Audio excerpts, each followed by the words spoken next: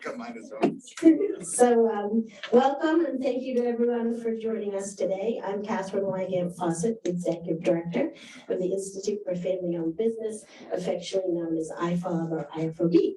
So we have Brooke Stewart, our Director of Communications here, and she is running our tech today. So for those of you on Zoom, welcome. We're glad to have you. If you have any questions throughout, please send that through to Brooke on the chat. We want to thank our sponsors, Morgan Stanley, the Breakwater Group, Maine Tech Portal, Maine Revenue Services, and Masthead Maine for making this all possible. We'd also like to, in a few minutes, I'm going to invite them up to have them come up and say a few words. And we'd also like to thank Seth Weber and his team at Very Dunn for giving us this really nice space. So thank you. We'll be recording this program for later viewing. We'll also share the slides after the program and some resources.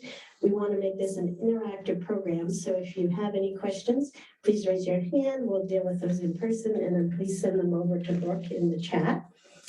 As many of you know, the Ifob is a nonprofit that helps family businesses succeed, and they're the ones who help fuel the local economy.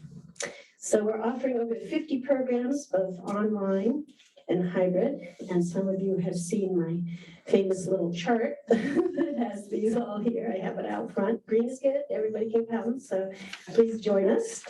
And we have done a complete overhaul of our website. They keep telling me 2 days, 2 days, 2 days. Well, 2 days is a really long time because now it's 3 months, but it is supposedly coming in 2 days. So it will have podcasts, it will have articles, it will have forums that everybody can share things. It'll have job opportunities and things like that. So it's going to be a very dynamic site. So we are eagerly anticipating that launch. So some of you are renewed, some of you haven't. Don't worry, we'll find you, we'll catch it up, we'll get it all pulled together. We have many educational programs that we have throughout the year. We'll have those here. And then we also have lots of fun things as well. So we have our Women's Wine and Mine, which we're going to launch probably on Friday with the pricing. We have our scramble, so they do let the men in for the scramble, but you can't come to the wine and on, but you can come to the scramble, 9 holes, so that'll be coming up. We have our Family Fun Festival that we had last year, and the only day that it rained was when we wanted the bouncy house in the drought. But we do have a rain date this year, so that'll be coming up. And then we have our Maine Family Business Awards. There's some very exciting news about that, but I'm not allowed to tell you yet. so just hold out. Dania's been working very hard, and we're all working on that with some exciting news coming very soon.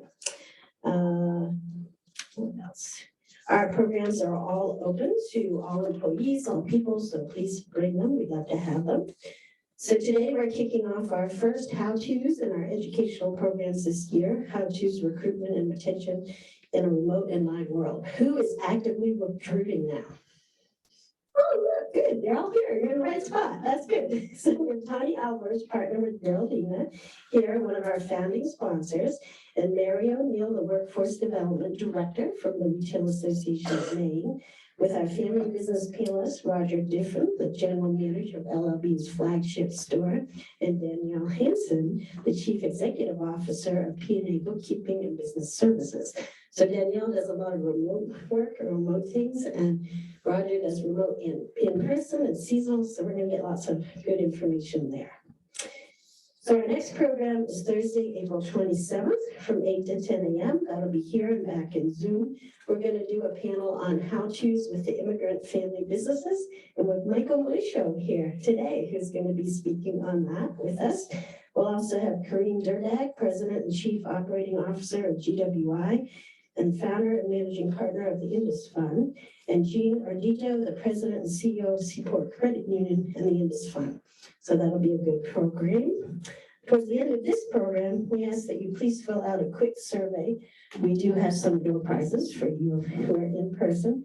Those are not, you can go on the chat, you can do the survey online. But their feedback is really important for us. It's how we build our programs, so please fill that out. And now I will invite Gary Bergeron and Cameron Shorey from the Breakwater Group to come up. And after him will be Jason Markle from Maine Revenue Services, and then we'll toss it to Tani. Thank you. Here you go, Gary. Morning, how's everybody doing? Morning. Good morning. Great. My name is Gary Bergeron. I'm the founding partner of the Breakwater Group at Morgan Stanley. I'm here with Cameron Shorey, who's one of our partners and an advisor on the team. I think 100% of our business owner clients right now are having a challenge or a real hard time trying to hire and retain high quality talent. Whether you're trying to prepare your business to transition it to future generations, like some of the businesses I see out here, or whether you're trying to prepare your business for a liquidity event and a sale. As a business owner, there's probably no more important element than your employees. You've got a great panel of experts today. We hope you really are able to take away some useful information that helps you drive your business forward. Thanks for coming. We're honored to sponsor it. We hope you enjoy the talk.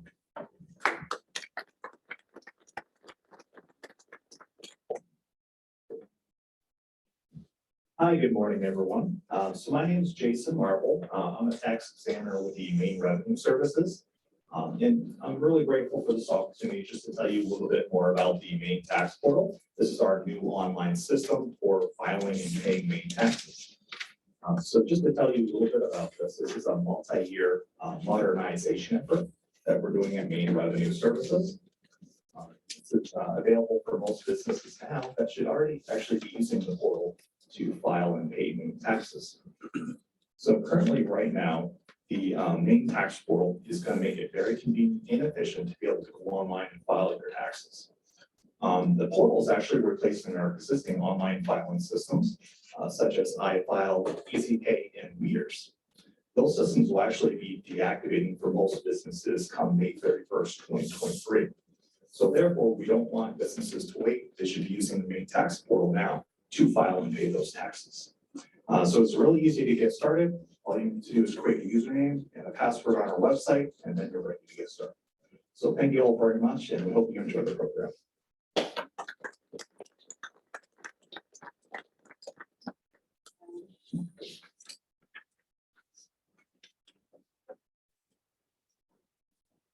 We have 16 people. Okay, perfect.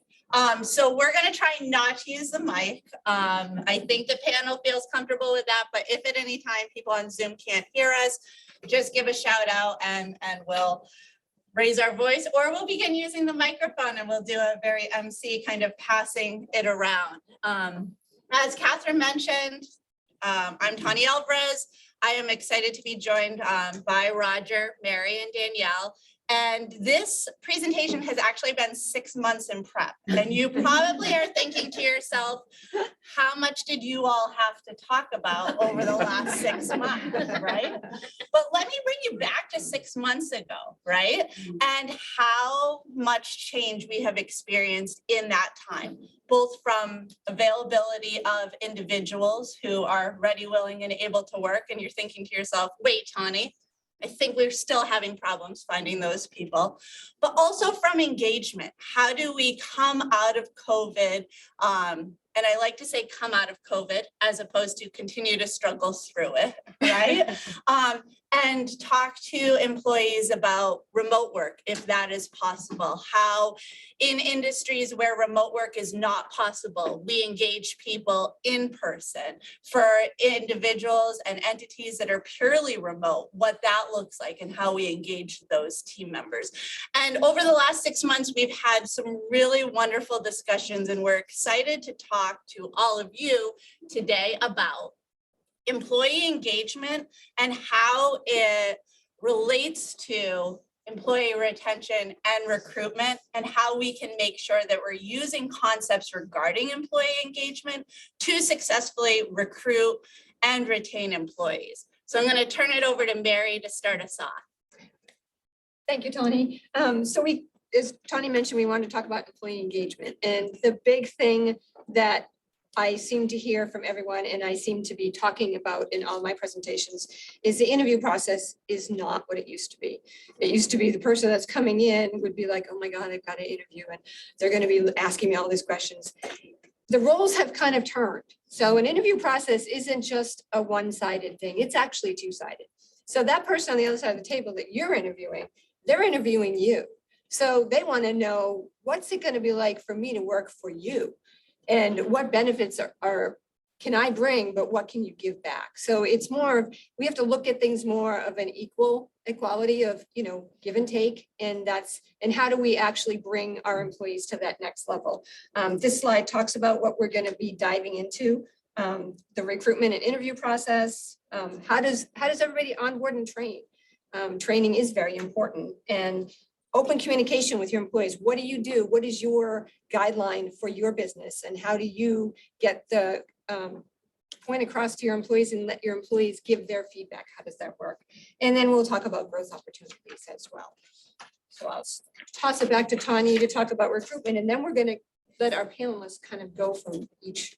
And then we ask you guys through the process, if you have questions, raise your hand. And we can ask throughout. We don't have to wait till questions at the end. And anybody online, Brooke will be looking in the chat and she can let us know. She'll point her finger up and we'll look over it. She'll tell us what the question is. Absolutely. And also, I mean, I don't want to say like, give us a 20-minute story, but like little tidbits of experiences that you've had that we can discuss. I mean, oftentimes during these panels, what we're talking about, if you have a question, I guarantee that your neighbor, the person sitting next to you, the person remotely has a similar question. So please don't hesitate to ask kind of the panel for their experiences. When we were prepping for today, and we talked about engagement, one of the first things that we started talking about is, when does engagement begin? A lot of people think that engagement is a retention. Like it falls within a retention bucket. When we're talking about how do we keep people in our organization, engagement is an important element. But what we fail to see a lot of times is the fact that engagement has to start at the recruiting stage, right? How do we convey during the recruitment stage that this is an engaged workforce, that we're engaged in our applicants and the candidates who are coming in? And with that, I'm going to turn it over. Roger, what are some ways that LL Bean has been using to engage people in that recruitment stage, to tell people this is a great place to work, that you're going to enjoy it? Join us, because as Mary said, the recruitment process isn't one-sided anymore. I think when I think of engagement, and what I see is like, this is engagement, like any interaction that we're having as employees of an existing company like LL Bean starts to turn into engagement and networking.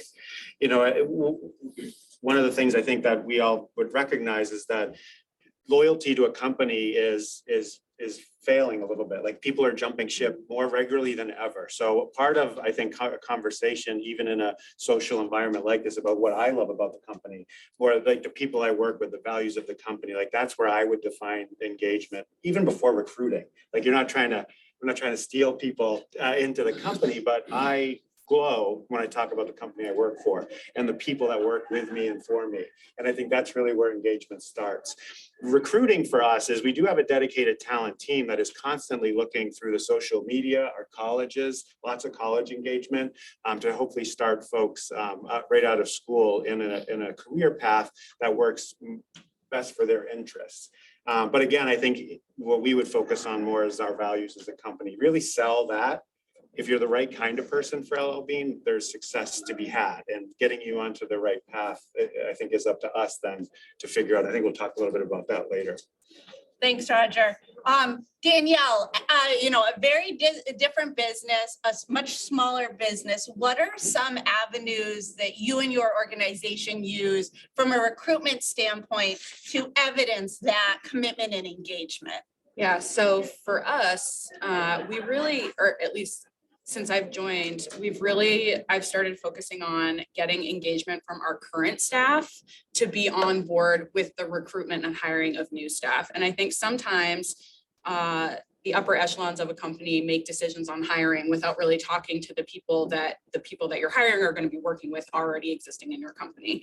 So what I try to do is assess the numbers to see, do we need to make a hire? And then I get buy-in from my current staff who are going to be the ones working with the new hire. I mean, realistically, I'm not going to be spending every day with this new hire. My staff are. So I get their buy-in first, and then I actually bring them into the recruiting process with me and have them, without any without me in the interview or anybody else, have their own interviews with our new hires. And I think that gives them a sense of empowerment over the process. They get to buy into the person they're going to be working with potentially. And I think it overall makes the person that we're interviewing feel like, oh, this is a place where my voice will be heard. And I think that starts everybody out on a really good foot.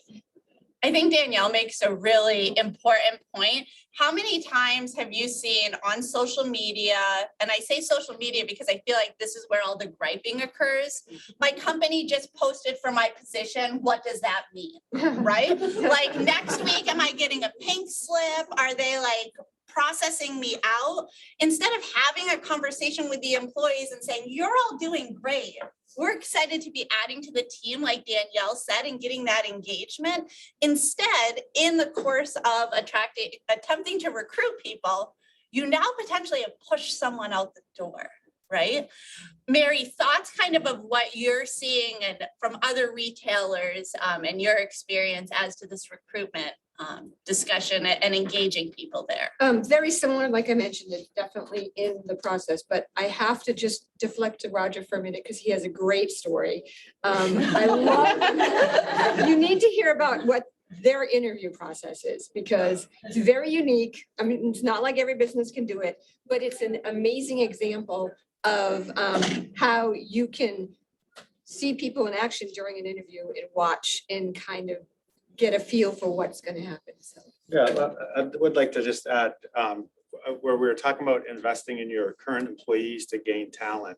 We at Maine will go into programs of incentivizing that even with some stipulations that would require basically the new employee to spend some time with us. So less about bring in your friend or who would be a good fit, here's $200, but bring someone in.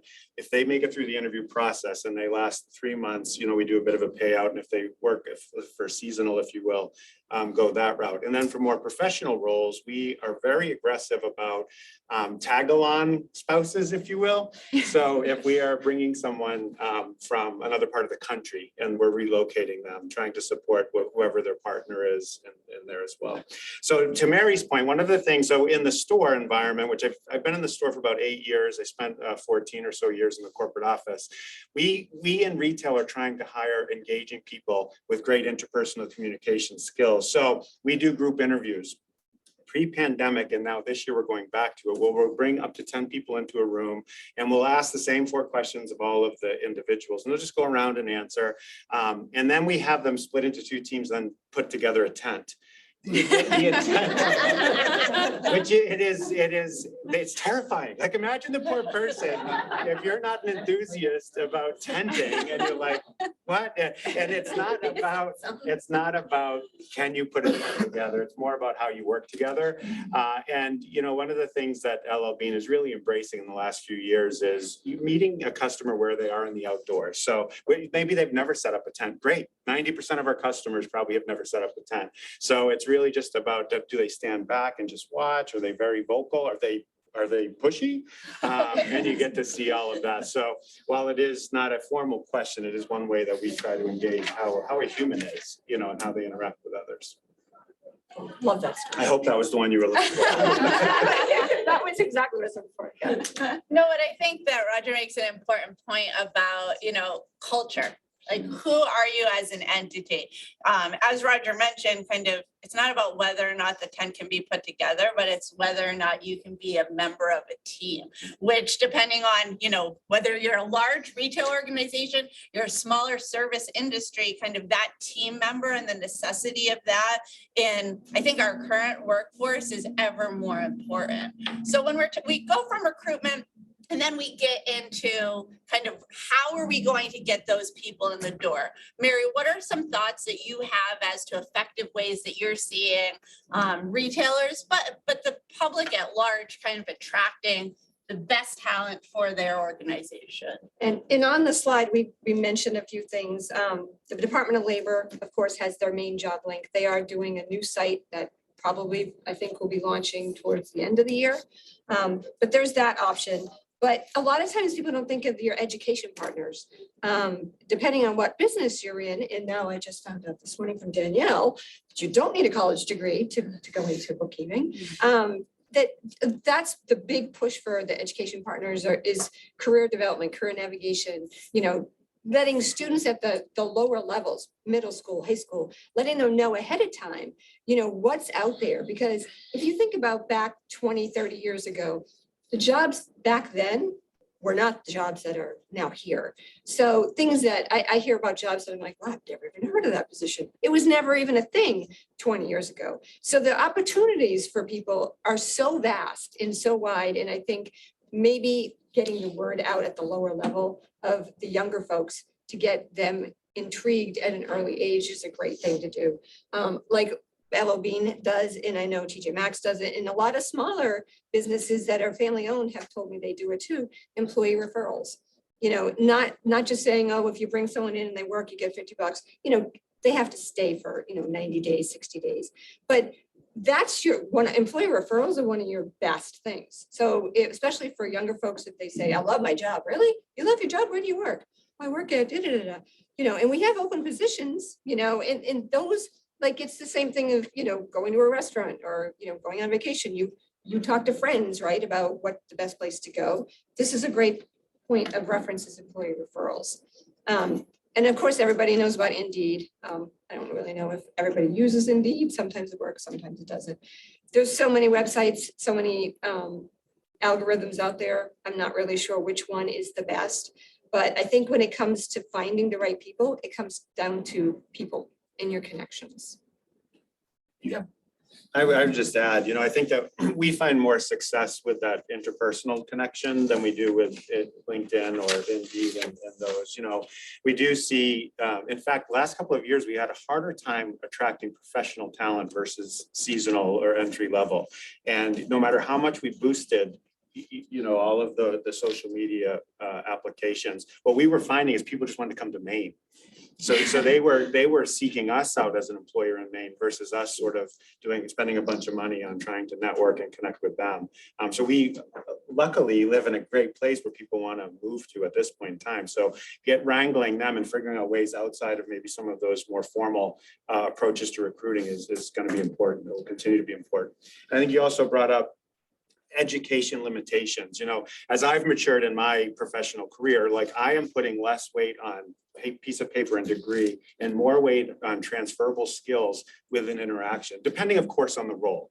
If it's more about service and people oriented side of things, it's about the human and their ability. I can teach them all of the detail that I need to in regard to how the systems work, but I can't teach them how to think, and I can't teach them how to be a good person and be eager to communicate and so on. So I think that's one. Yeah, I totally agree. And I think, going back to what I said about how engagement starts with current staff, the one thing we do before I even post an ad is if you know anybody, to all of my staff, this is what we're hiring for if you know anybody. And the people that come in the door through an employee referral are the people that stay for the longest periods of time because they already have somebody in the company who's bought in and who likes the job they have and is encouraging and talking really open and honestly with potentially a friend of theirs about what the job entails. So they do all the selling for you on the position. And then when they come in, it's a more honest discussion about what that job is going to entail. And then I'll just say a little bit the opposite of what you experienced with people wanting to come to Maine. And that's how your recruiting kind of bolstered up a little bit, is that we went almost fully remote post-pandemic. And because of that, we saw a huge influx of talent because we were then able to offer positions to people primarily, hopefully in the state of Maine, but also outside in other states of New England. And people want to be at home working. And that really, we struggled when we were an in-person business to find really talented staff that could do the work that we wanted them to do. And the going fully remote and offering the ability, the option to people to work from home really scaled up our ability to hire talent. So almost the opposite. It's interesting because as we're talking about attracting the best talent, one of the things that's kind of come up a couple of times is this degree, whether or not a degree is necessary. To me, one of the things that people need to keep at top of mind is if you're taking a job description or a job ad that you used 5 or 7 years ago and you're just reposting it, you're going to have issues, okay? You're going to have issues for a lot of reasons. One, work has changed in the last 7 years. 2, there's more and more data out there about the language that we use in job ads and job descriptions and the effect that it has on who applies for our positions, right? Different language is going to limit who is going to apply for the position. Similarly, what are the prerequisites for the position? If previously a prerequisite was a degree, but now similar service is sufficient, don't say that a prerequisite is a degree, because you're going to have a lot of non-degree bearing people who are not going to apply for the position, but who may be a perfect fit for it. So keep those things in mind as you're beginning that recruitment process.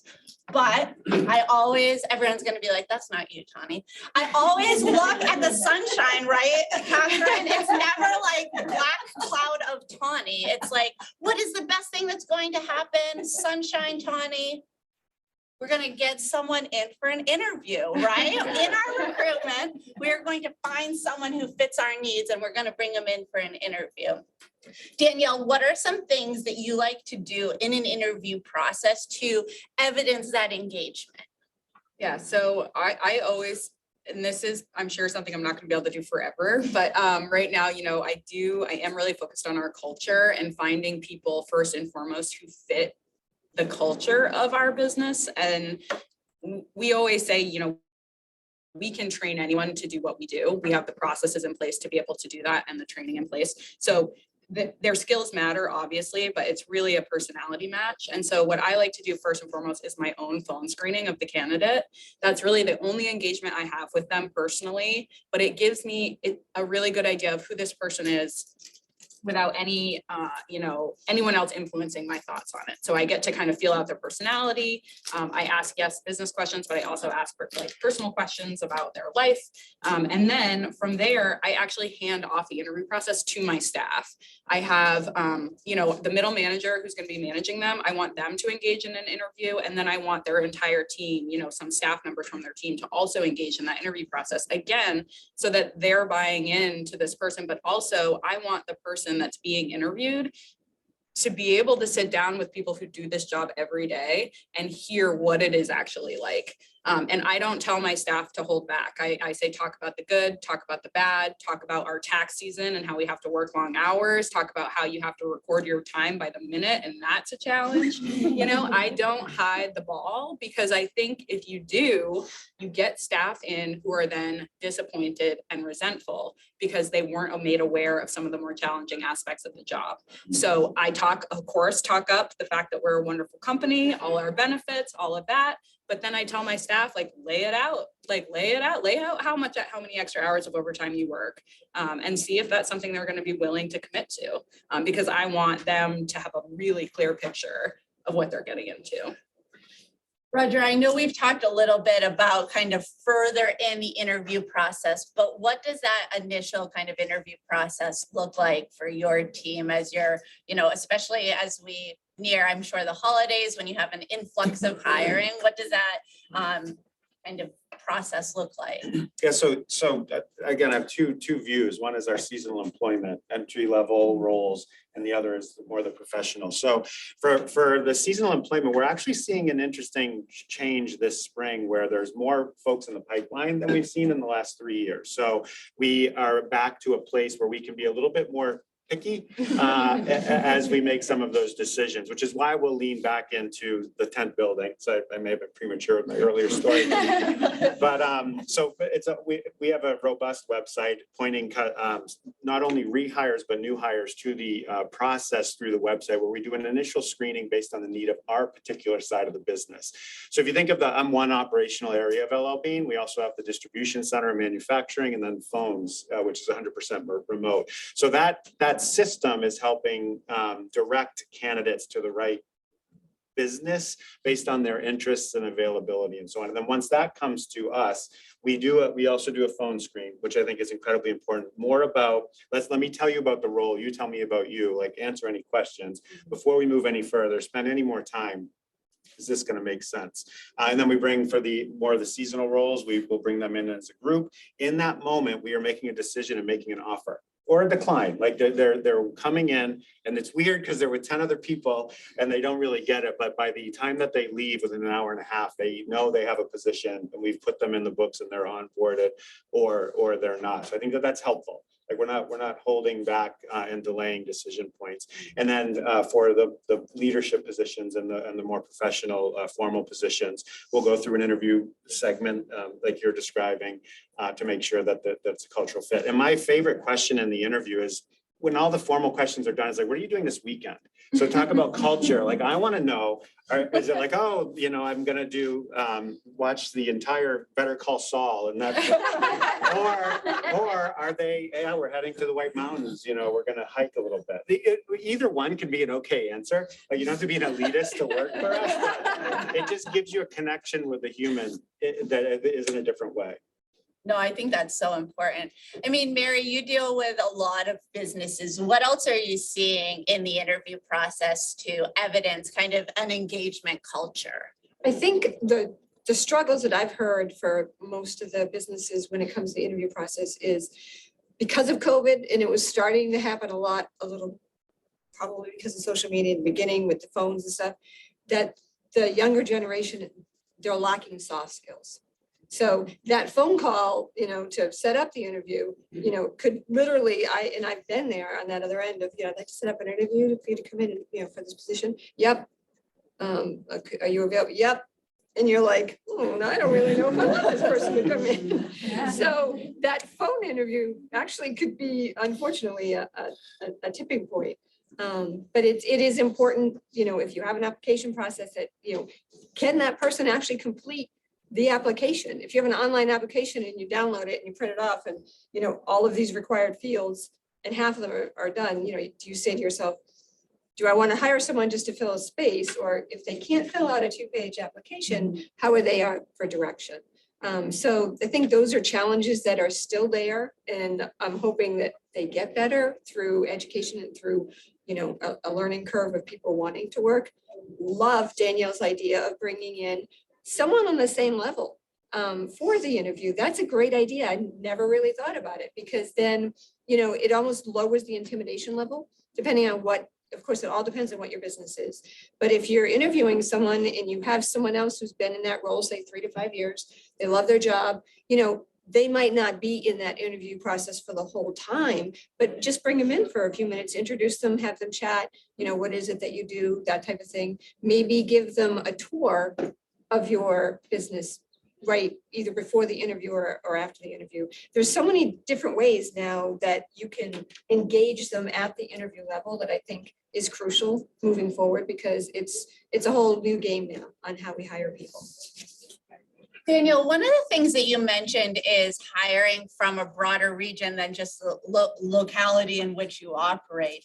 In doing that, are you relying purely on Zoom or remote interviews, or are you bringing people in, and how are you seeing that work? We are hiring on total remote capabilities. So phone, Zoom, we always make sure we have at least one Zoom interview. And that actually does, I mean, call me new age, but I think it gives you just as good an impression as if you were meeting with someone in person, especially because that's how they're going to be appearing and communicating with our staff, me, our clients eventually. And so that matters as much as if, you know, they were coming into the office physically. And so we are doing everything that way. And, you know, we're in a finance industry, so we also run background checks and credit checks. And so we have a lot more information than just the interview itself to gauge, you know, the type of person that we're hiring. So now we're through the interview process, right? And we're hoping to begin the onboarding process. In that onboarding process, when we're talking about engagement, I'd love to hear, I mean, we've now been using this term engagement for, sorry, let's see, 45 minutes, right? But what is engagement? What does that look like? Because I think for every person on this panel, it's a different definition. Roger, like if you were going to do one sentence of what engagement is for LL Bean based off of your culture, and I did not give this question to anyone beforehand, so they're all like, 6 months, Tawny, we've been planning, and you didn't say this question. What does that look like? One sentence. I think the main thing is identifying what they want and what motivates them. So regardless of the level that they're coming in, like what motivates you and what are you looking for, like next 3-5 years and so on. That's how I would approach engagement. Mary, how would you define engagement? Take all these boxes and put me on, I'm just kidding. I would say, how does the employee connect with your business? How do they become part of your business, not just a worker?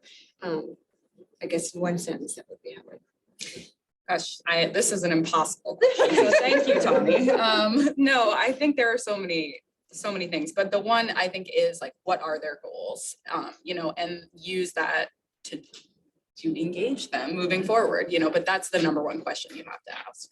So one of the things I want to point out, right, and I wanted it to be very off the cuff, was nobody focused on their culture, on their company, right? They focused on the individual, what the individual needs to engage. Now, it's hard to determine that just in recruitment and your interview process itself, which is what leads to the next part of the dialogue. I was going to be in a ton of trouble if any of them said like, well, we have an organization and this is our culture and they need to fit in with it.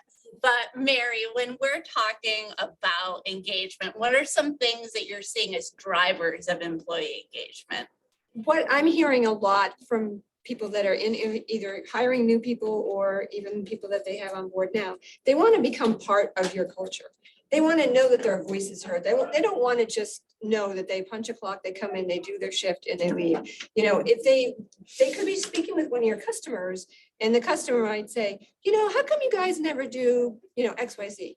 And, could be just a sales associate on the floor going, geez, I don't know.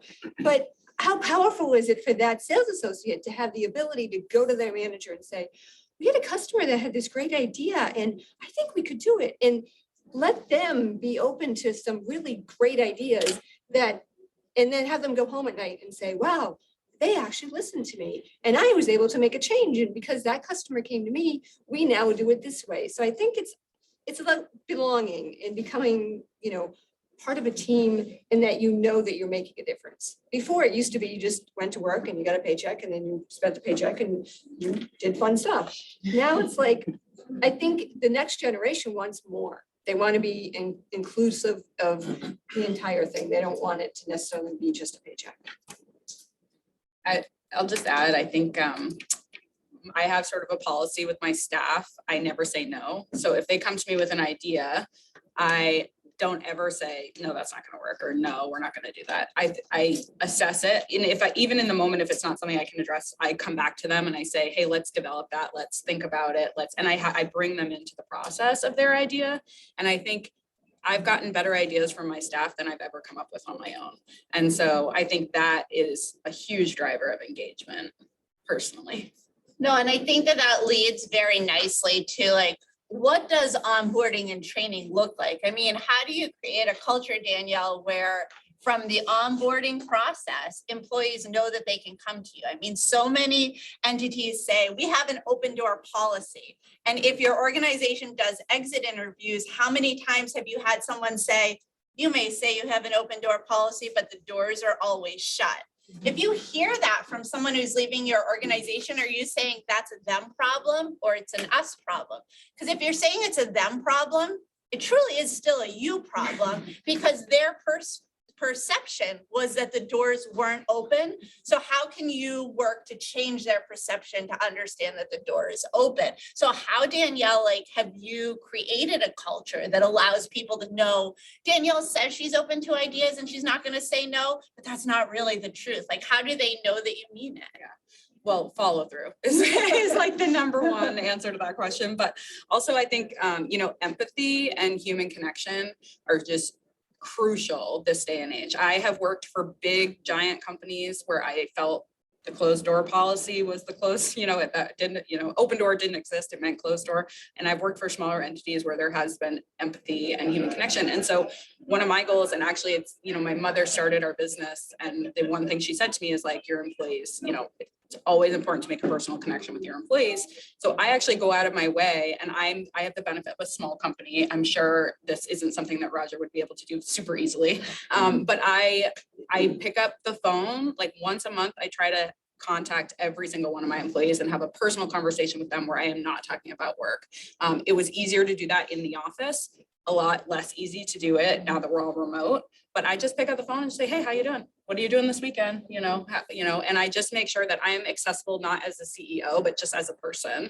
And then in addition to that, I give them a second person because I know that I don't feel like I'm an intimidating person, but whenever you're leading anybody, some people are going to find you intimidating and not feel comfortable reaching out to you. And you have to be really aware of that. And so we recently promoted somebody as we went remote to handle like all the training and employee, onboarding work. And that person, she's been with our company for 15 years. She knows in and out what our culture should be, in and out what our processes and technical things should be. And she's the nicest person. So she's the perfect person. If someone isn't comfortable reaching out to me, they can reach out to her and she can bring the idea to me. And so, just follow through, empathy, personal connection. I'd just like to add, our CEO, Steve Smith, a few years before the pandemic joined the company, and he has a very informal way about approaching and being available for staff. He'll eat lunch in the cafeteria. And I think that's just a small gesture, but he's available. He's there. Folks sit with him, some don't, some are intimidated, some aren't. But I think that's one thing, is to be formal and informal with your approach to availability. So when I'm working in the store, I wear the dress code, I wear the name tag and the lanyard. Like I'm no better than anyone there, and I'm informally next to them helping, but I'm also formally in my office.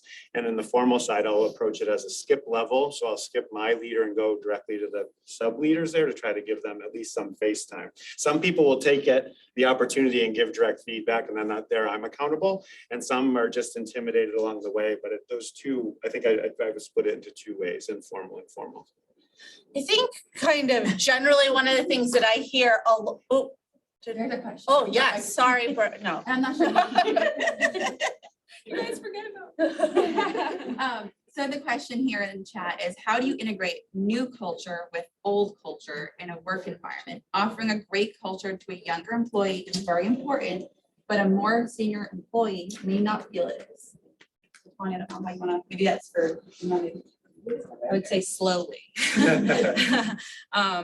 I can't remember. I attended one of these events, and I think it was like Lily maybe was on the panel with Peter Porch. And they talked about constantly mentioning the idea that you're having, out loud to your staff, slowly over time. You're not just like one day coming to them and saying, this is our new culture, boom. You're just saying, hey, I think I'd really like to start being more open about this, or I think we should really start including, and you just talk about it.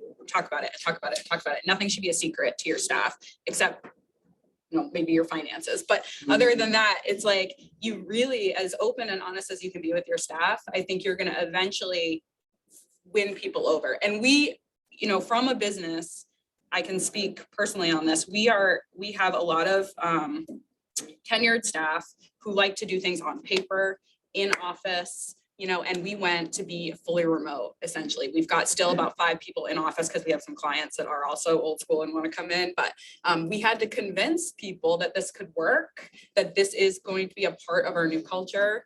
And it was just a slow process, but I tried to just be really frank and open and honest about the direction I wanted things to go. The people who aren't going to get on board will self-select out. And that is something that you do have to kind of accept if you are planning to make changes to your culture.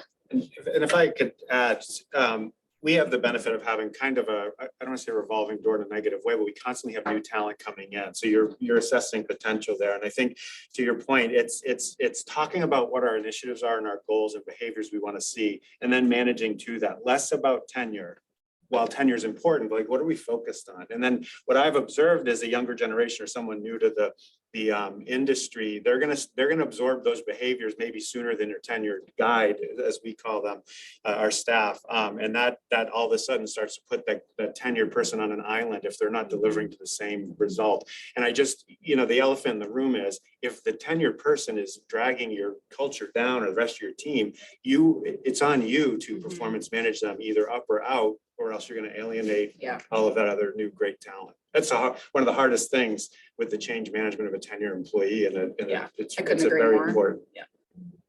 Mary, other experiences that you may have heard from members generally? There's definitely that, the older person, younger person, they're not all on the same plane. There is the difference of paper versus online. I mean, it's there, and in Social Security keeps bumping up. We're all going to be working together until we're like 80 at this point. So, everyone has to keep that in mind. But I think if you create a teamwork culture, and if you are in a situation where you're having challenges, where you do have half of your team is, this generation, half of your team is this generation, the goal should be to get everyone together, and figure out how you're going to do team building, how you're going to be able to, and make it that we don't all see the same way. And that's what makes an organization so special, is the differences. You don't want every one of your employees to be little, iRobots and have exactly the same thought patterns, exactly the same thing. Let the team work together and build through those changes. Yes, old people, it's challenging to change. But, on the refreshing part, there are people out there that are, retired and then coming back into the workforce for something new, that they're totally open to a new culture. So there's a lot of positives that come into play there. And I think just kind of putting them together. And I think assessing, you want to go? I was just going to add to where Danielle was speaking to, also as leaders, embracing some new ideas and different ideas, and then showing that we're growing and maturing, I think sets the pace for that. I also think assessing, whether a staff person is just slow to join the revolution or is resistant are two different things. And so just a funny little story. I walked into our office. I try to go there once a week. And I have one staff who's been with us for a really long time. She is so resistant to the online world. She prints everything. And she's the sweetest person though. And I walked into her office. I was doing the personal, I was talking to her saying, how are you? How's your day? And she's like, so quiet, and kind of meek. And she's like, does it just kill you to see this? And I was like, see what? And she was like, the piles of paper, and I said, no, I know you're working on it. We'll get you there eventually. And she's like, I really will, and so that's somebody that I'm willing to wait for to get up to speed. I know she's thinking about it every day. I didn't even notice the paper on her desk, if I'm being honest, until she pointed it out. And that's totally different from someone who is just like a hard line, like, this is stupid. I'm not going to do this. I don't want to be a part of this.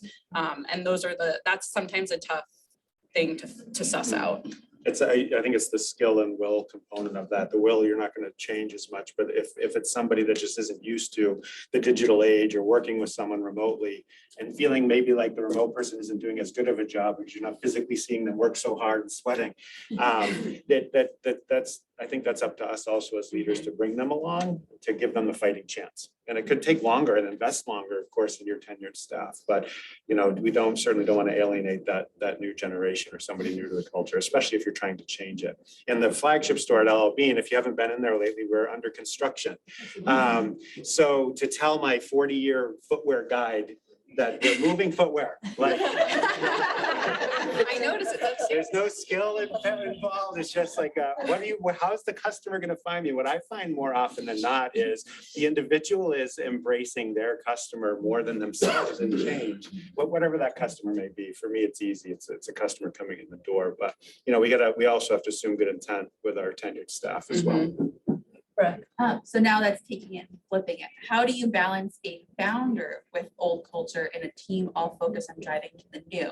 How do we help the founder along without losing the new team passion? You know what? I'll start with this and let other people kind of jump in, right? I say that the law, followed by the finance industry, is the slowest to adopt anything, right? we still use a lot of paper. We still have an expectation that people enter the, are in the firm. When I entered the firm 11 years ago, there were certain individuals who I would refer to as Mr. Putnam, because they would still be typing everything out. They would still, that's just how we practice. So to watch culture evolve to the point it is now, just in 1 decade, where we're having discussions about what is your appearance on screen? Is there an on-screen appearance? Kind of those types of dialogue, and helping our most senior members, many of which are well above retirement age, say, this is what we need to keep a team. If you need people to support you, this is what we have to see from an evolution standpoint, or you never get to retire. And I'm seeing a lot of organizations where we have senior team members who are saying, I've worked this hard, I'm ready to retire, but who is my next generation? Where is my succession planning? And helping people to understand that ownership, I think is so important. And I talked to someone last week who used an anchoring concept, right? Like, for so long, your job and your work has been pushed by success, your own success, right? But you've now achieved it. You're at the top of your game. You're ready to retire. So what anchors you now? And they said, now it's training. Now it's giving that same skill set to the next generation of leaders, which is one of the things that Ifob is here to help us with, but to anchor it in a different mindset. So the more that you can help your senior leaders to change their anchor from their own success to their longevity and succession, I'm finding with clients is helpful, because right now they're like, I need someone to do this work. Who's going to do it? I love skiing, boating, fishing, all the things that they love and I want to help them do, but they need to start understanding that new anchor, which is kind of, how do I share my skills? Danielle, are you're someone who has taken over kind of from a family business. Is there other things that you found helpful kind of in that process? Yeah, I think one, I've been lucky and she's watching, so I'm gonna say, Always watching. but she truly was very open. And I actually think I joined the company in 2019, and I hate to say I'm grateful to COVID for anything, but it definitely pushed some of the decision-making more onto my plate really quickly, because we had to go from a paper-driven in-person world to a remote world very fast. And I happened to have some of the skills that were needed to make that happen. So that it happened really naturally and easily in that respect. But I also think what works really well for her, and I think for other business owners that I work with, is showing them figures, statistics, and numbers within the company that back up what you're trying to change and what you're trying to do. You can show the overhead goes way down when you go paperless and go remote and do all of these things. The buy-in will happen, because there, she says, and I think she got it maybe from Doug, if you can measure it, you can manage it. And so if they can see that what the changes that you're making in the company are actually improving your bottom line or affecting your staff in a certain way, improving chargeability, whatever it is that you're measuring, they're gonna buy into the change. They are, so. Roger, not that you have to have something to add. I'm not a founder Okay. or the recipient of, but I think I'll just reflect on a little bit of LL Bean history. When Leon, the founder, was asked about growth, he would say, I eat 3 meals a day, I don't need a fourth. So his focus was, I'm providing enough for my family, I don't need more. And when his grandson Leon took over, it was the web was coming up and coming, and his grandson leaned heavily into the web, and that catapulted the company. So I think part of it is certainly showing the figures, like it's going to work, but the other part is trust, and then certainly handing off and watching that progress. I think having a strategy for succession planning is important, no matter what level, but certainly at that founder level. And I will add what Roger just said, that succession planning is important, but I think the most important word in all of those sentences that he just said is trust. So if the founder's floundering about changes, they have to feel like there's a trust element, and if they're floundering because of changes, it's because they're not feeling secure in the change itself. Yeah, I think that's the point I was trying to make too with the figures is like, if you make a change and then you can show it's working, that trust builds, you know, more and more. And then the questions of the decisions that you're trying to make become fewer and fewer. So in addition to that trust, making sure that we have team members at that next level who have the skill set that is necessary. Mary, one of the things that you talked a lot about as we've been preparing for this is rise up training credentials. Can you talk a little bit about like credentialing in this process? Yeah, and training, of course, is important in every aspect, and everybody's so busy, and it's just about hiring someone so they can get in. But I always have to stress the importance of, you know, whether you're doing credentialing or whether you're doing in-house training programs like LLB has a full-blown training program. Do you have a training program in site? Because if you hire someone and they're not fully trained, it's going to make them feel very insecure. It's going to make them feel like they're not doing a good job because they don't know what they're doing. And you put them into a position that they might not stay, because if a fully trained employee has a buy-in and they feel like they're connected, a not fully trained employee that doesn't really know what they're doing and is just taking it day by day can actually do more harm to your business than you realize. For us in the retail industry, the National Retail Federation came out with a credentialing program called Rise Up. So we go around the state and we offer this through adult ed, through the high school process. A couple community colleges are taking a look at it, but they're just credentialing courses that are recognized nationwide for retail. So this is a retail driven credentialing program, but almost every sector out there has some sort of educational training that isn't necessarily a college degree, that is somewhat of a credential or somewhat of a training. Someone doesn't have to go to college. They could just do, you know, the Rise Up training if they were thinking of going into business management, or they were just thinking of getting a career in retail. But it's just something to think about. You might not realize that your industry might already have something out there that could be great to use as a training tool if you don't already have a training program in your business itself. And I would just add to it, I don't think you need to have a super formal training program, depending on the size of your business. We happen to have a pretty robust one, but even outlining what you're hoping for them to achieve over the next 90 days or initially onboarding, and then put the onus on them for their development to that. Like ultimately, you've got to make sure that they're getting everything you need them to be, but the worst case is 6 months in, you're handing off some action for them and they have no idea what to do with that. So even an outline and then a negotiation with a timeline. I do a 90-day program. It's really a 2-week. If you just sat down and did it, it's 2 weeks, but we spread it over 90 days to balance. You're going to get through some sit at the desk, watch modules or learn, read SOPs, but then you're going to be partnered up with somebody and doing the work. But I think even a high level outline is helpful. I think that one of the things that has been kind of focused throughout the course of all of our discussion is open communication, communicating information, whether or not it's training, whether or not it's what engagement looks like, open door policy, all of those things.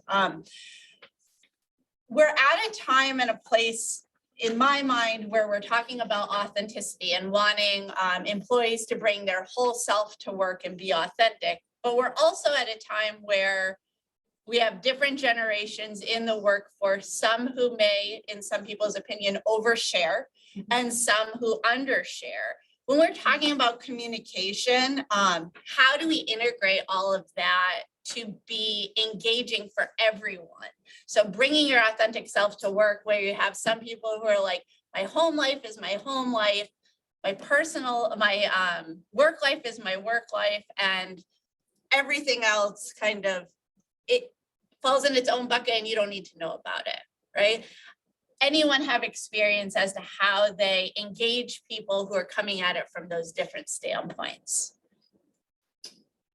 Everyone's looking at me. I think having a core idea of what you want, again, the culture to be like, and then making sure that's been clearly communicated, what do you want people to appear like on Zoom? Do you have a dress code for Zoom? That sort of thing. And then we just, if part of your culture is like preaching about respecting other people's time, really, I think it's all about just like kind of setting the standards and then addressing things that fall outside of that. I try not to micromanage that component. Because you're always going to have differences of personalities working together. That's not a new problem. And so it's really about, can everyone be respectful and professional? Can you provide services to the clients in our case without that getting in the way? And if it eventually does come to a point where it needs to be addressed, we have a process for that. It isn't all about communication. So we actually have like an HR person that helps us navigate those situations where we might bring them together, even if it's not a big deal, and just talk about, hey, like, we've heard some rumblings going on between the two of you. Let's talk it out. Let's just all get on the same page. And I go back to empathy, just having an understanding for what someone else is going through or their place in life really helps our staff sort of be like, oh, okay, we're just different and that's okay. And as long as it's not affecting the work and not affecting our staff in a way that affects their work, then I kind of let it be. But I don't know if that's the best decision. I'd say the same thing. I think that more and more we're embracing diversity of style, whether that's communication or how to get work done. And I think that can be modeled with the remote workforce, where you might have someone that prefers to do their work from 9 p.m. to midnight. And great, as long as you're getting your work done. I think it gets a little tougher in person managing personalities. But I think that what I try to do is lean into the benefits of having a diverse communication style, especially with my leadership team, and then trying to present tools that share with others how their styles are different. So like the Clifton Strength Finders is one. And there's a number of ones that you can go to, but those new tools, so some of them are very inexpensive, will tell you what blind spots are for yourself, like what your strengths are, what blind spots you have. And I focus on sharing with my direct reports my blind spots, be like, this is a blind spot for me. I recognize it. If you're seeing it, tell me. And then my hope is that trickles down where that's how they're approaching their teams or their coworkers. But transparent, having empathy, and just being open. Yeah. One of the things I'd like specifically, Roger, I'm going to give Danielle a break.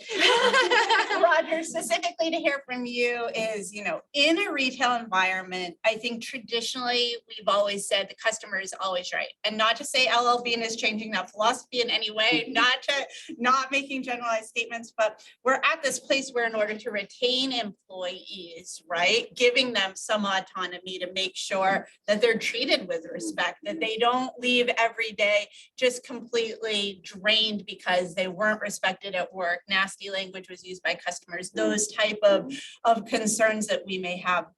How are we empowering employees who are on the front line dealing with the public to make sure that they understand you deserve respect, open communication if you're not experiencing it, and what does that look like?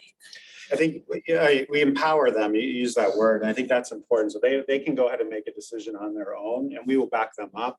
Whether that's, the simple one is at the register, if you're refusing a return at LL Bean, right? Customers can get very elevated. And we generally will always stand behind the staff member's decision. In the instance where we flip that, because we have a pretty clear decision tree. In the instance that we do flip that decision, if you're my cashier and I'm saying to you that we're going to go ahead and take that back, we did what we were supposed to do, but based on blah blah, we'll go ahead and accept that. And then I make a point to spend time with the individual to share why I made that flip. But the Retail Association of Maine had a focus of be kind. So with COVID and everything, customers were really entitled and really being aggressive with the front line. And that was a very tough time. But I think showing that we were supportive of our staff members, reinforcing their decisions, especially when we've empowered them, was how we basically worked through that. And in the retail environment, sometimes it is nasty. And I think that with time in that environment, you know how to manage that, but you go home feeling sick after getting yelled at or sworn at by a customer, no matter what your level is. And it's just being human. And I love you mentioning a decision tree, which is something similar to what Danielle mentioned about having policies in place, like written expectations. And without that, I would presume that your retail employees are like, I think that I should take this back. I'm not sure, but by having really clear guidance as to what your expectations are, openly communicating those expectations to your employees, I presume that that's helpful both in empowering them and supporting them so that they know that they have kind of a work environment where they are trusted may be the word that you walk away from today, is making sure that your employees feel that trust. Yeah, I think we've gone through some major changes in that respect as well, as a result of sort of, I think, restaurants and retail leading the way through COVID, kind of saying like enough's enough with the clients always right situation. I mean, we again try to make things work with our clients, but empowering your staff and letting them know that you trust their decision making and their opinions on the matter, I think is really important. So if we used to have a really difficult client who was causing problems and being kind of rude to our staff, we might just move them to a different team. Maybe it wasn't a good personality fit, you know, whatever. And now it's much more like, we hear you. We're gonna, you know, have a conversation with the client. If it continues, that client will be let go. It's less about making, because, you know, in the service industry, our long-term clients are, you know, that's what creates our success. And so you don't want to just be like letting people go all over the place, but there's a level of respect that you have to demand in order for your staff to feel safe and comfortable in their working environment. I agree. It's rare, but we break up with customers, you know. We're certainly not meeting your needs. So maybe this is time for us to say goodbye. Yeah. So we have these amazing team members, and we've talked about it a little bit from a succession planning standpoint, but there's also, not everyone is looking to grow with an organization. And I think what we've traditionally looked at is growth.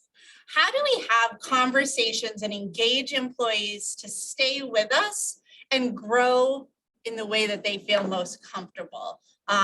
Roger, I'll start with you. Yeah, early on, you asked like how do I connect or whatever, and I mentioned the motivation. I think that's it. It's funny, I promoted a leader and I said, you know, what do you want your progression to be? He's like, I don't want to progress, I'm good.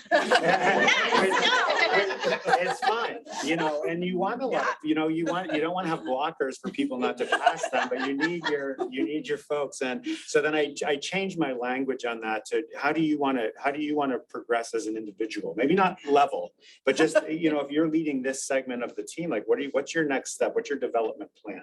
Not progression plan, but development. And I think that's a way to keep them engaged. But you have to be careful, because if you have a bunch of folks that don't want to progress, then all of a sudden people can't pass them, right? So they've turned into blockers. And I think that's just one thing to keep an eye on. You got to have a nice balance of some of those things. No, I love those concepts. Danielle, I mean, smaller organization, but talk to me. I mean, you've mentioned having some very long-term employees and providing them with space as you evolve as an organization. What does growth look like in your smaller organization? I mean, we have the same situation as Roger. We have some staff that come in who are very honest, you know, and we talk about goals in the initial interview process, but we have some who come in and they want to just be a bookkeeper. You know, they want to pay bills, they want to enter the data, they want to reconcile. That's all they want to do. They don't want to talk to clients. They don't want to manage other people. And we have room and need those people. So they're an intricate part of our business. And then you have people who want to, you know, shoot through the sky, which is really great because we're a growing company. But where I find the biggest struggle is with those middle managers. They grow to, at least we're at how our company is built up right now, is they grow to a certain place. And from there, until we grow to the next level, there isn't a lot more growth for them, right? So I'm always trying to think of like, okay, how can we grow and make space for this person? How can we use their skills in a new way? That's always something I'm thinking about. But there's this place in the medium, and I think this is across industry for middle managers, where we have to start thinking more about like, how can we develop their skills as a middle manager and grow them in that way, as opposed to just like growing them up another level that might not exist. So that's really the challenge, I think, more so than the people that come in that don't really want to grow. They're great. I'm happy to have them. And I would just add, I mean, so you're maintaining engagement where you may not have the next promotion. And I think that an individual development plan is how we approach it, where there are transferable skills that we want, whether it's communication, delegation, innovation. And then I think growing this way is important to manage expectations for those skyrocket people too. Yes. You don't want to lose them. You know, they've got the talent and the potential and their trajectory is amazing. So I think that's giving them space to flatten out.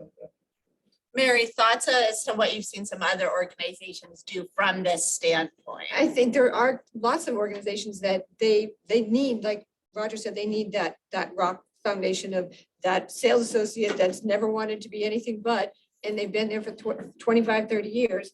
But they've got your culture, they've been with you that long. They can, they don't want to move ahead, but maybe lean on them to, would you like to help out with training new employees, so they can still, they don't necessarily want to move up, but they can be part of something additional. So helping a new or doing a new employee orientation.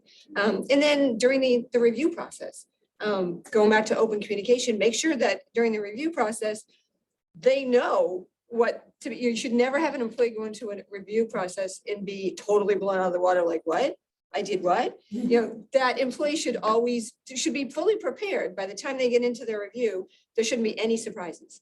And then during that process, where do you see yourself? What are your goals? And we shouldn't look down on anybody that says, I don't want to be a manager. Well, in retail, I totally understand that. It's a lot of work and it can be, not the right fit. But what other opportunities are there? Is it just a management position? Are there other opportunities? Would you want to, look into moving into a buying department at LOB, and they have a color coordinator? There's all these really cool positions for, in the smaller companies you might not have, but, maybe somebody who's in this position, don't think of them as just being on that bucket category. You might have other departments that they could get training and shift over. So it's not always an upward mobility. It could be lateral, or it just could, I guess to say that career paths aren't always in the same direction. They can go in all different directions. Yeah, and I'll just add, I think traditionally, like I worked in public accounting for a little while, it's like the number of years matter. So if you've been there for 2 years, you're the next person to get promoted, not the person that's been there for a year, even if they're more deserving. I think that's like a very common kind of old school principle that happens. So I do like to try and respect that and just show so even if we have a staff I know is not interested in promotion beyond a certain point, I always go to them if there is a promotional opportunity, and I just say, listen, I know that you don't want this, but I want to make sure I want to make sure we at least have the conversation to make sure that's still where you're at, because I don't want to offer it to somebody else when you deserve it. And then if they say no at that point, you reduce the blocker issue and you get to promote somebody else on the team, because you kind of have that open conversation. Like if you don't need it, I need someone in this position, so it's you or it's going to be somebody else, and then let them make that choice. And I think that really helps reduce that blocker issue. And just to tie the two thoughts together, I think you don't want to be surprised when you go into a review on how you're performing. And I think you have to lean into an uncomfortable conversation if the next in line isn't the right one. Right. To approach that, Yes. whether they want it or not, but don't let them be surprised if they didn't get it after the interview process.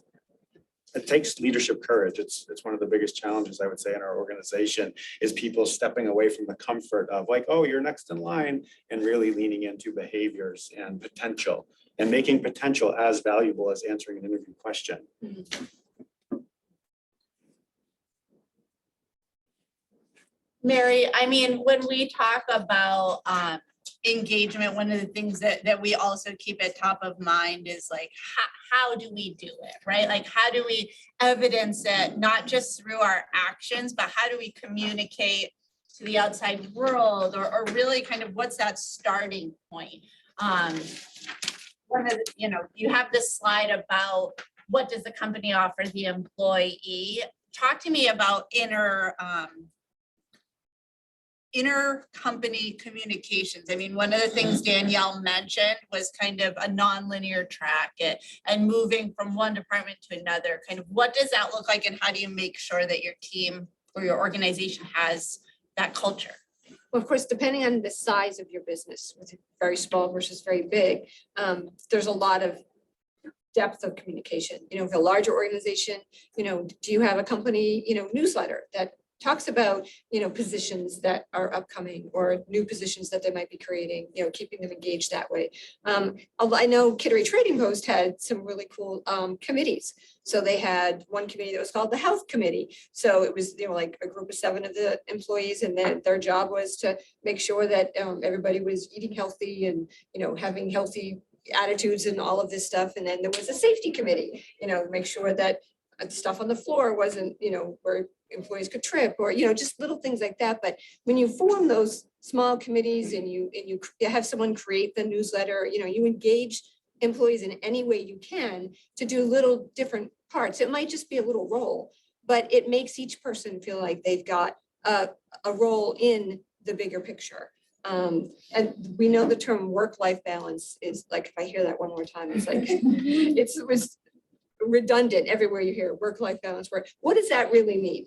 I know that an organization that I volunteer for, we interviewed someone for an education position, and they had said they wanted a work-life balance. They were like 20 years old. They barely gotten out of college. They must have gone online or gone to some seminar, and they wanted a work-life balance. So they wanted to make sure that they had a work-life balance. And then they felt that they wanted to make sure that they weren't being discriminated against because they were younger and there were older folks in the, so I mean, there's unfortunately now there's a breadth of information out there that could give people information before they go into a job. So, work-life balance, does that mean that when you wake up in the morning, do I have to come into work? That's not work-life balance. We just make sure that the employees understand work-life balance means we're not going to make you work 14 hours a day and, miss your grandmother's funeral or whatever. I guess as a society, we need to really give a clearer understanding on work-life balance. But in recognition, it's always a cool thing to recognize an employee that went above beyond for a customer. And if a customer writes a letter or sends an email and says, oh, Susie Joe waited on me, and I couldn't believe she did so much for me, blah, blah, blah. Highlight that. Let the other employees see it so that they realize that, oh, wow, that's really cool. And they got recognition. Little tokens of recognition can go a really long way.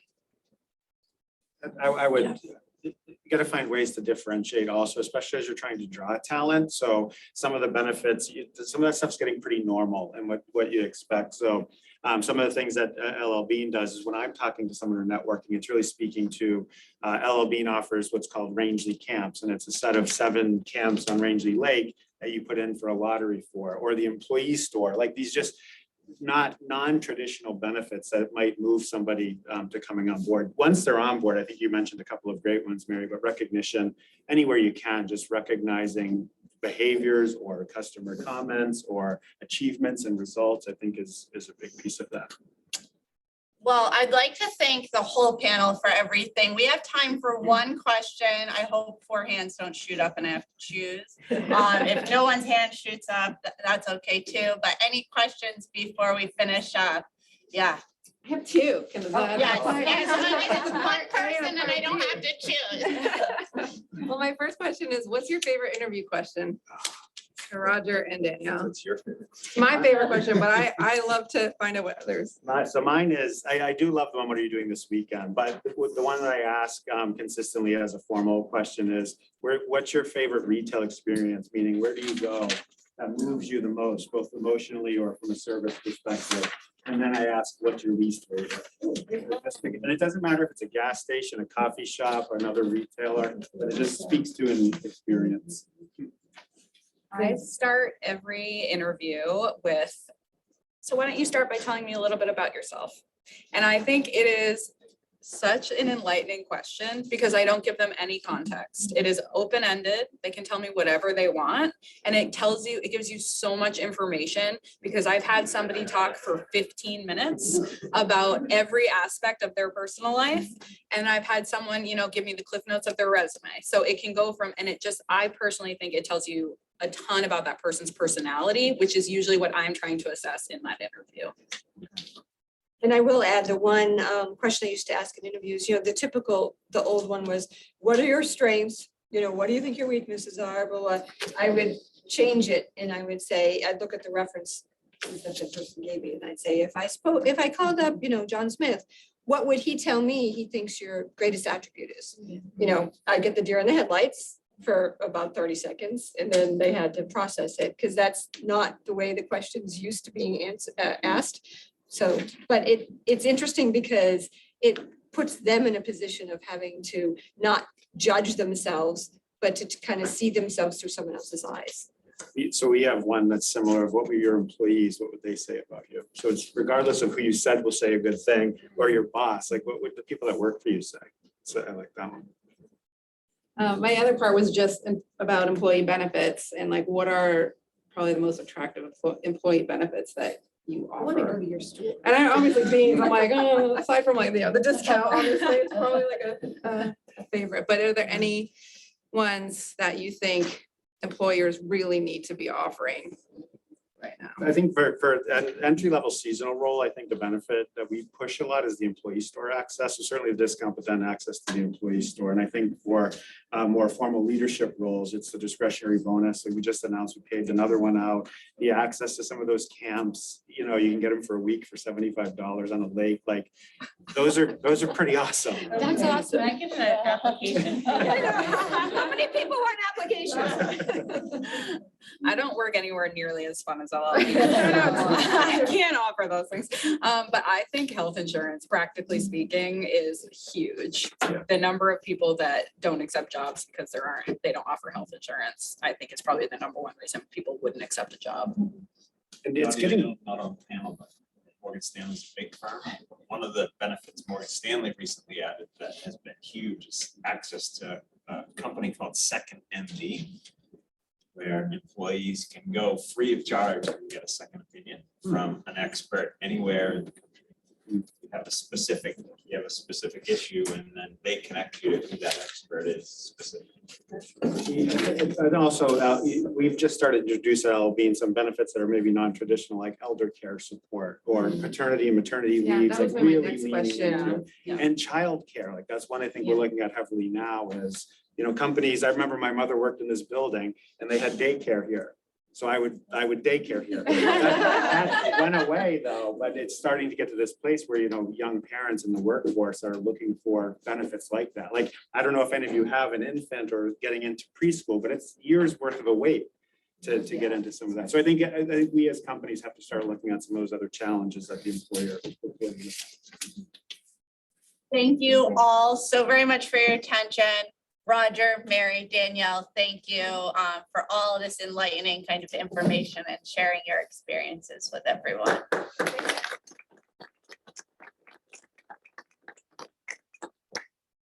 Yes, thank you all very, very much. We really appreciate it, Connie, Roger, Mary, and Danielle. And thank you to Cameron and Gary and Jason and Jen for helping too with us sponsoring all this. We really appreciate it very, very much. For those of you online, I believe Brooke has put the survey in the chat. We handed out the survey. You guys want a door prize? I have some Ifob hard to come by golf towels and a Giffords ice cream t-shirt. So if you don't have a business card, you can fold your name tag in half. And I'm happy to give a door prize, or you can just toss it in if you want, Jeff. I gotta give it back anyway. So we also, don't forget, April 27th, we're gonna be back here with Michael and the Immigrant Family Business panel. And help or anything in between. Oh, no. I know, jeepers.